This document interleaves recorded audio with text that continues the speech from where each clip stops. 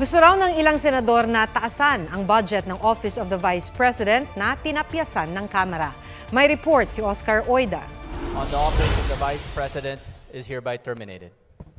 Kung sa Kamara tinapyasan ang budget ng Office of the Vice President para sa susunod na taon at nasa 733 million pesos. Sa Senado, they want to increase the budget allocation. I think it's Senator Joel Villanueva and Senator Jingo Estrada. So yung appetite ng ibang senador dito sa Senado is dagdagan pa ng konti.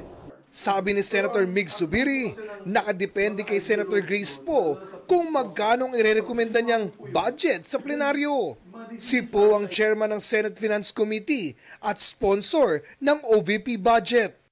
Inungkat ng ilang kongresista kung paano ginastos ang 73 million confidential funds ng OVP noong 2022 na pinuna ng Commission on Audit. Sa pagdinig kahapon, giniit ni Congressman Joel Chua na dapat malaman kung paano nagastos ang sinasabing confidential fund. These amounts easily surpass the threshold for the crime of plunder under our laws. Wala pang payag ang bise kaugnay rito. Sinabi rin ni Chua na may mga narinig siyang akusasyon at insinuations na ang ginagawa ng kanilang komite ay political exercise o atake sa isang individual. Kabilang sa mga humarap sa pagdinig kahapon, si dating DepEd Undersecretary Gloria Mercado, na dating head of procuring entity na nangunguna sa pagbili ng mga gamit ng DepEd. Ilang beses daw siyang nakatanggap ng mga sobrang may lamang pera mula umano kay Duterte na nooy DepEd Secretary pa. Tanong ng isang kongresista, suhol daw kaya ito?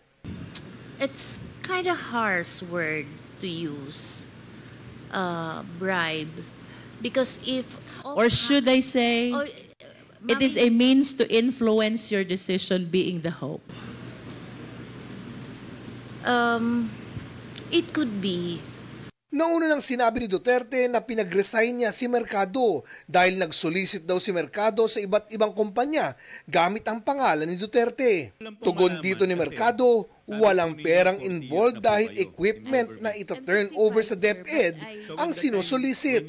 Nanawagan din si Duterte na tigilan na ng mga mambabatas ang paggamit ng mga testigong wala umunong kredibilidad o questionable ang layunin. Oscar Oida, nagbabalita para sa GMA Integrated News.